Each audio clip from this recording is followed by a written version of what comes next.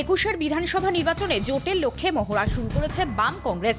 গত মঙ্গলবার বাম কংগ্রেস নেতৃত্ব বৈঠকে বসেছিল। প্রসঙ্গত 2016-র বিধানসভা নির্বাচনে বাম কংগ্রেসের মধ্যে নির্বাচনী জোট হয়েছিল, যদিও 2019-এর লোকসভা নির্বাচনে সেই জোট ভেস্তে যায়। রাজনীতির কারবারিরা মনে করছেন, লোকসভা ভোটের ফলাফল দেখে দুই দলের শীর্ষ নেতৃত্ব উপলব্ধি করেছে একসঙ্গে লড়াই না করলে দুই দলেরই অস্তিত্ব সংকট দেখা দিতে পারে। তাই জোট দুই দলের। তবে বাম ও কংগ্রেসের জোটকে একেবারেই আমল দিচ্ছে না গেরুয়া শিবির। বৃহস্পতিবার জলপাইগুড়িতে চা চক্রে শূন্যর সঙ্গে শূন্য জোট বলে কটাক্ষ করলেন বিজেপির রাজ্য নেতা সায়ন্তন বসু। শূন্য হয়, শূন্যর সঙ্গে শূন্য গুণ করলেও শূন্য হয়, আর শূন্যর সঙ্গে শূন্য বিয়োগ করলেও শূন্য হয়।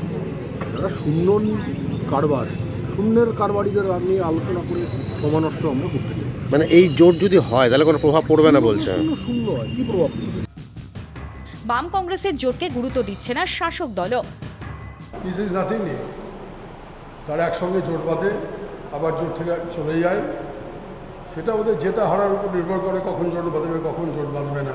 এই নিয়ে আমার কোনো মন্তব্য নেই, সেটা ওদের দলের ব্যাপার।